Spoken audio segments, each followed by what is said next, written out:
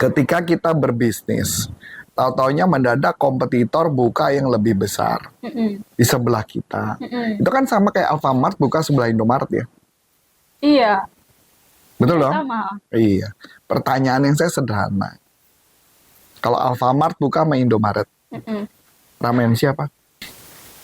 Sama-sama rame kan? Iya. Bika Ambon buka di sebelahnya Bika Ambon. Mungkin kamu belum pernah lihat. Adi pernah ke Medan? Belum ya? Pernah tapi belum. Oke.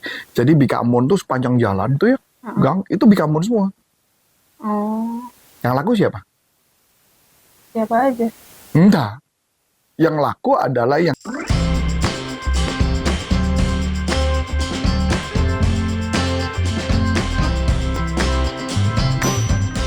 Balik lagi di Curhat Sales. Kali ini kita akan bahas dari teman kita yang atas nama Irwan Hadi Paristianto yang berkomentar, tanya nih, bos saya buka toko baru frozen food. Tiba-tiba kompetitor yang punya modal lebih besar buka juga toko baru di sebelah.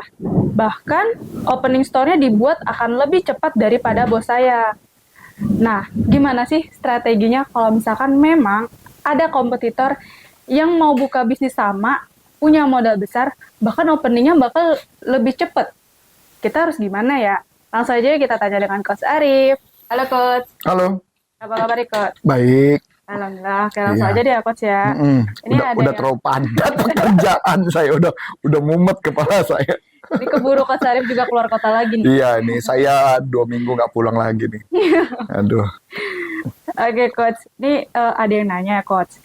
Intinya sih dia bosnya mau buka frozen food, baru mau buka. Nah, tapi ada kompetitor yang mau buka di sebelah tokonya dengan modal yang besar, bahkan openingnya juga mau lebih cepat dari bosnya. Nah, dia tuh minta saran gitu Coach, gimana sih strateginya buat tanganin hal ini? Santet dan pelet ya, ilmu pengasihan. Bahaya Coach. Enggak ya, bercanda ya. Enggak, kalau saya kan gini ya, kita kan pakai logik ya. Ketika kita berbisnis, tahu-taunya mendadak kompetitor buka yang lebih besar di sebelah kita. Itu kan sama kayak Alfamart buka sebelah Indomaret ya.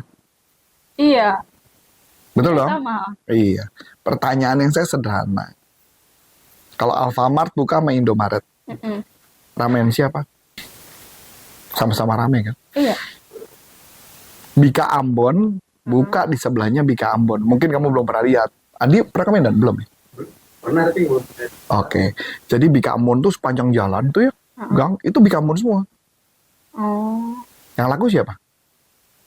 siapa aja? Entah. Yang laku adalah yang terbaik rasanya Hmm. di bidang tertentu. Hmm. Contoh, gitu-gitu ya. Kalau di Bika Ambon itu sepanjang itu Bika Ambon, yang pasti beli yang pada Bika Ambon, pasti akan merekomendasikan beberapa merek. Mm-mm. Kenapa merekomendasikan beberapa merek? Pasti diasumsikan itu yang paling enak.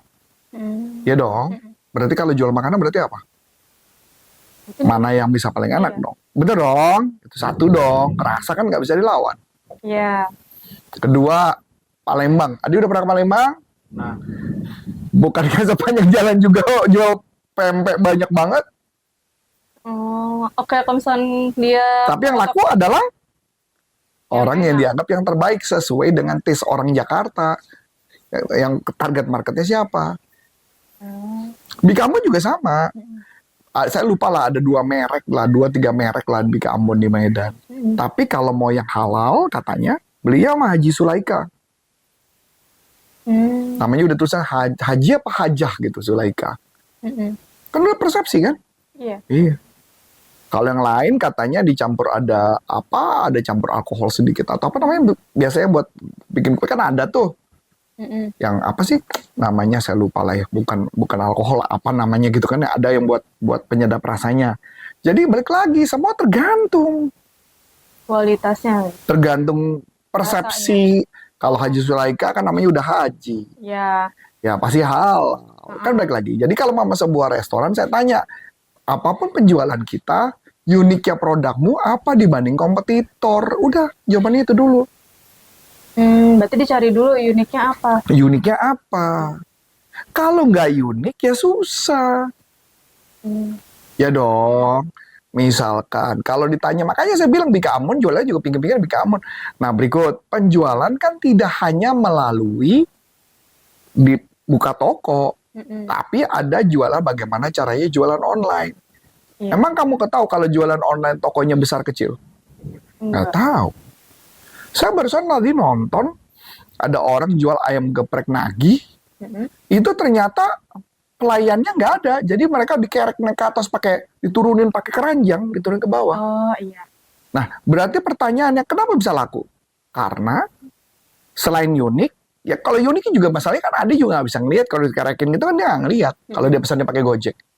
Berarti kesimpulannya karena memang enak, ada taste tertentu yang enak gitu loh. Begitu juga dengan jual nugget. Jualan nugget kan cuma hanya buka. Kita produk kita perbedaannya apa? Nah setelah perbedaannya apa yang bisa kita berikan? Kita main nggak di media sosial? Kita main nggak bagaimana cara jualan di marketplace? Betul dong? Iya, iya. Toko nggak perlu gede-gede tapi bisa jadi omsetnya lebih gede kan? Iya, Kan balik lagi. dengan cara kalau misalnya Dengan mau cara betul. cara online lah gitu. Cara online dan sebagainya. Kan maksudnya kalau penjual mau toko ada buka sebelah ya baik-baik aja kalau saya mah. Pemasarannya berarti ya. Berarti kalau mama dia ada buka lagi satu lagi tiga, berarti kan memang kawasan itu bisa dibilang kawasan nugget kan? Iya. Ya sudah. Tinggal pertanyaan apa lebihnya produk kita? Ya nugget sama semua ya itu berarti kan nggak ada kelebihan. Mesti cari tahu apa kelebihannya sebuah produk. Kalau kompetitor pada dasarnya tetap sama. Nggak ada masalah. Bukankah juga sama kayak waktu saya pergi ke Palembang sama Mas Adi? Itu lebih sinting ya daripada di Jakarta. Pecel lele. Pecel lele itu gila loh di Palembang itu. Seberang-seberangan jual pecel lele. Seberang-seberangan. Seberang-seberang. Dan bukan hanya seberang-seberangan. Jarak nggak sampai 50 meter kayaknya ya. Paling cuma 20 meter. Udah ada satu lagi. Apa 10 meter malah mungkin. Oh. 10 meter ke samping, ke depannya seberang ada. Jadi sepanjang jalanan itu mungkin kalau dihitung mungkin ada 10 pedagang Pecel lele. pecel lele. Nah pertanyaannya, udah gitu ada restoran pula di situ. Jualnya apaan? Restoran. Pertama jualnya seafood hidup, lama-lama dijualan pecel lele juga, tanya sama Adi. Oh. Ada lagi jualan makanan apa? Tambahan lagi ada pecel lele. Seakan-akan tuh kalau di Palembang tuh kalau nggak ada pecel lele kayaknya kurang seru gitu loh. Jadi makanya kompetitor tuh nggak usah dipusingin. Yang penting buat kita adalah cara memarketingkannya gimana. Gimana main di media sosial, cara nawarin dan sebagainya. Bukan masalah banting harga gitu kan. Loh, sama aja kayak warung Madura. Sebelah-sebelah juga kan. Iya. Iya, sepanjang jalan banyak sih. Pertanyaannya ya, Anda mau beli yang mana? Yang Pasti yang ramah, iya. yang melayani, hafal namamu, servis. Contoh, saya sama istri saya waktu itu sama Bu Ana makan makanan masakan Bali di daerah Gading Serpong. Enak sih. Tapi orangnya jutek sih, kasirnya. Diajak ngomong dicuekin. Kita nanya toilet mana, dia nggak dijawab. Oh. Dia jalannya yang ngeluyut. Sepi. Oh, mungkin ada dari pelayanannya. Itulah maksud saya. Kadang-kadang yang berkaitan hal itu nggak bisa kita ngomong. Contoh lagi deh. Ada jual makanan warteg namanya Wakanda. Itu penuhnya minta ampun. Wah itu kita mesennya mesti cepet banget ya dia. Wah pesen ini, masukin makanannya cepet sebagainya. Dan orangnya ramah. Lah terus balik lagi kan. Semua tuh ada servisnya. Nggak ada servis enggak. Berarti selain kita tahu unik dari produk kita sendiri di luar kompetitor, kita juga harus kayak punya servisnya Iya, yang baik, ramah. uniknya apa? Betul. Kalau perlu bikin produk menarik. Karena kalau kita cuman banting, di sana juga banting. Jadi main banting-banting. Iya, sama aja kan kayak Bika Ambon. Kalau Bika Ambon sepanjang jalan tuh Bika Ambon, ya orang pasti udah bukan gue mau ke toko siapa, tapi gue udah tahu mau kemana. Ya nggak? Contoh, kalau Bika Ambon pasti kan supir-supir udah pada diedukasi tuh. Kalau mama supir taksi, Bika Ambon ini tempat kita ya.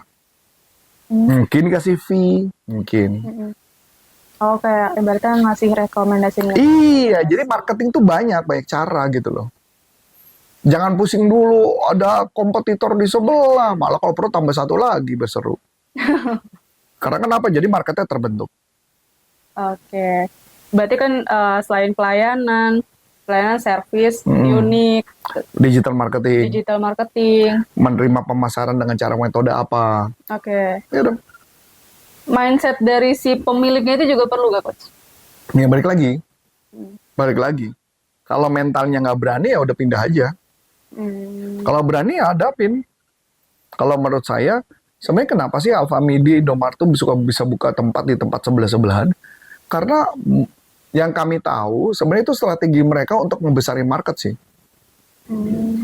Ngebesarin market. Karena ketika ada dua, yang tadinya cuma satu kan nggak terlalu rame tuh. Iya. Dengan ada dua kan jadi hidup kan? Iya. Nah ketika ada dua ada hidup, berarti jualan-jualan di sekitarnya pun jadi hidup loh gara-gara dua itu. Iya, bisa mampir. Iya. Masuk akal? Iya. Iya. Oke, menarik banget nih teman-teman.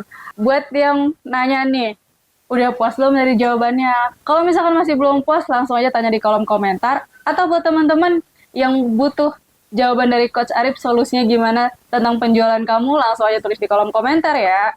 Cukup sekian dari aku, Aulia. Dan saya Coach Antoni Sarif mau coba terima kasih, sukses buat Anda dan sampai jumpa. Salam performance. Bye-bye. Bye-bye.